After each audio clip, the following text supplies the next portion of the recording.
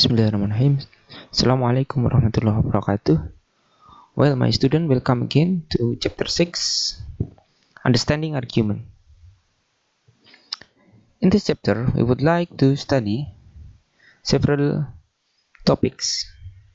After this lesson, you are expected to differentiate between prescriptive and descriptive writing, to map arguments, to distinguish between facts and opinion statement, and determine the main types of support for arguments. Before it, let's overview about some types of college reading.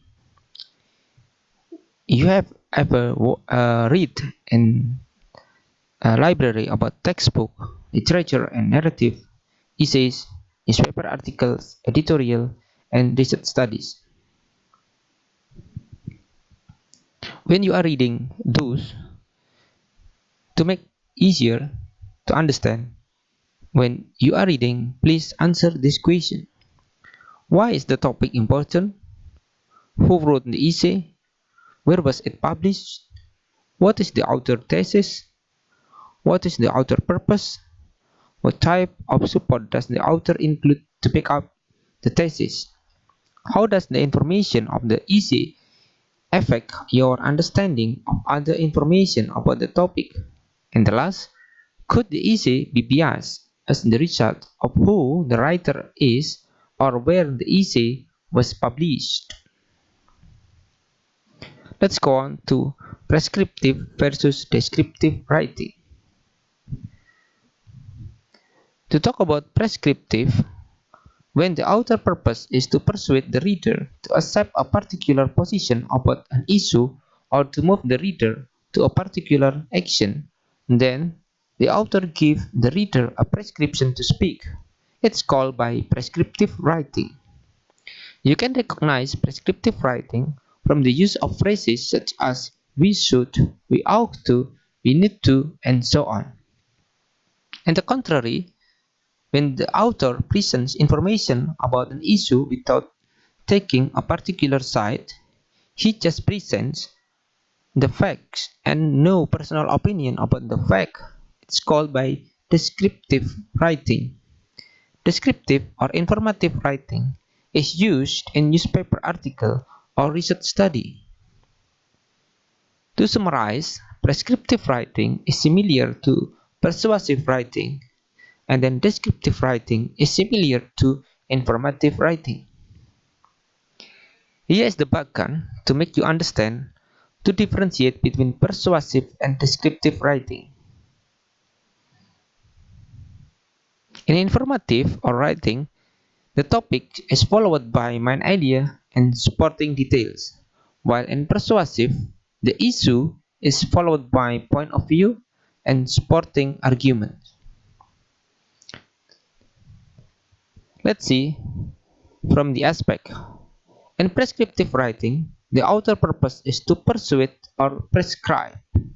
The subject is an issue, and then the main point is point of view or conclusion. From the body of writing, in prescriptive writing is supporting arguments. Next, go on to descriptive writing. The author purpose of descriptive writing is to inform, instruct, or describe. The subject here is topic, and then the main point is main idea or thesis.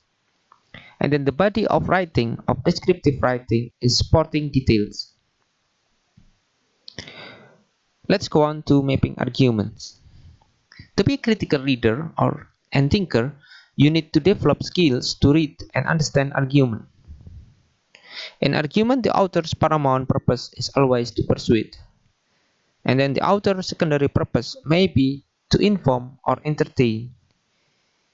His primary purpose, however, is to convince you to agree with his thesis or point of view.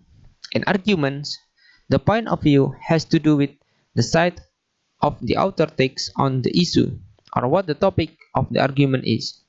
The author then defends his points of view with supporting arguments. Here's the template to outline or represent the key point in an argument. Please pay attention. After this, you would like to read the text and try to make the outline based on the text. And informative, like we have discussed before, and consists of topic, main idea, and supporting details. While in persuasive, issue followed by point of view and supporting argument. Please read this text. I will give you several minutes.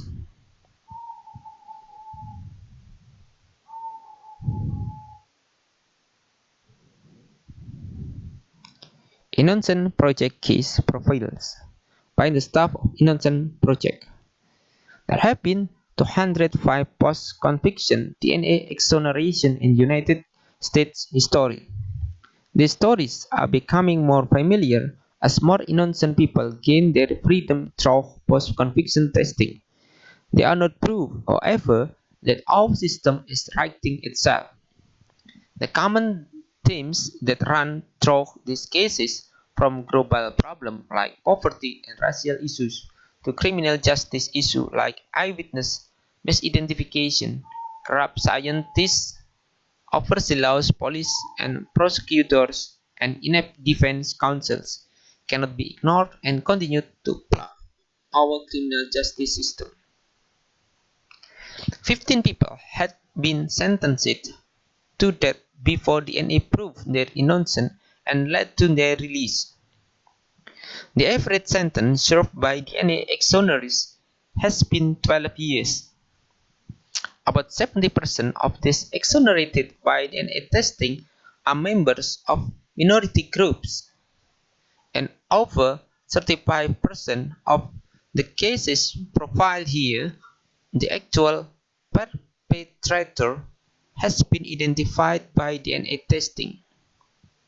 Exonerations have been won in 31 states and Washington DC.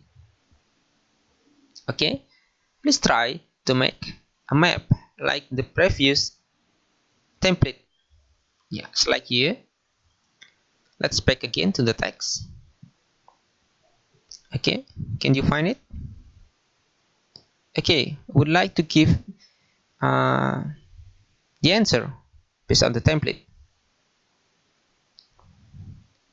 Okay, from the issue, our justice system is fair and reform. And then let's check the author's point of view here. Our justice system is neither fair nor reform. The argument 1, 15 people have been executed before being proven innocent. Argument 2, falsely accused and later exonerated inmates spend an average of 12 years in jail. And then in argument 3, 70% are minorities. Argument 4, in 35% of innocent project cases, the real perpetrator has been found. And then the last, exoneration have been granted in 31 states and Washington DC. Let's go on between fact and opinion. A fact is something that can be proven. An opinion is one person's belief or something that cannot be proven. Statistics are facts. How they are interpreted is often a matter of opinion, as they are often used to convince a reader of point of view. Opinions are someone's interpretation of facts. Opinion statement cannot be verified or proven. Someone can argue the opposite point of view or counter-argue and still, in his or her opinion, be right. Opinion involve a value judgment, and they are often signaled by words or phrases such as, in my opinion, the truth is, I think, we should, we must, or we ought to. The conclusion from the fact and opinion: fact can be proven or verified. It may be statistic, but the interpretation is opinion. And then opinion are someone's interpretation of facts. They involve a value judgment, and then they are signaled by words and phrases like, the truth is, I think, we ought to, we sold, and etc. There are 5 types of support for arguments. There are facts, reason, examples, testimony, and counter-arguments. What is fact? As you learn, facts are supporting points that can be verified or proved. Make sure the facts that are used to reinforce the point are directly related to the point. And then reason. Authors also use reason to support their point of view. Reasons are opinions based on fact. Reasons are logical arguments, although they are not usually verifiable. In other words, a counter-argument could use equally valid reason to support the opposing point of view. Example are supporting points that illustrate or clarify the author's point of view. This may be logical and reasonable, but it cannot be verified like facts or statistics. Examples often support reason. Examples are usually found in a series of specific statements or descriptions that support an overall point. Testimony. This type of support is used when an author cites an expert witness or someone seen to be authoritative source to comment on and back up the overall point. Testimony can also be quote from someone involved in an issue. Testimony may be based on facts to some extent, but it is someone's opinion based on facts. Testimony can also derive from eyewitness accounts that are not always accurate. Counter-arguments. A writer can use counter-argument to first outline what the opposing side argues and then prove the opposing side wrong or point out errors in reasoning. This is a very effective method to debate because it undercuts the arguments of the opposing side. To counter-argue, an author can use facts, reason, example, or testimony. Here is the summary of 5 types of support for arguments. In facts, we can use numbers, statistics, and verifiable events. And for reasons, we can use informed opinion, logical arguments, and reasoned conclusion. An example, we can use list in supports, names, dates, events, and specific cases. And testimony, we can use expert witnesses and expert opinion. But for counter-argument, we lie out the other side's points and find fault with them. So now the question is the support effective? To prove, ask this question. For facts, are the facts verifiable? Are the statistics interpreted and therefore part opinion? And then for reason, are the arguments logical? Are the conclusion reasonable? For examples, are the list of other examples directly relevant to the point being proved? And then for testimony, are the expert qualified to pass judgment? And then for counter-argument, are the opponent's point clearly and convincingly disproven? That's all. My video about understanding argument. Thank you for watching. See you next time. Good luck. Assalamualaikum warahmatullahi wabarakatuh.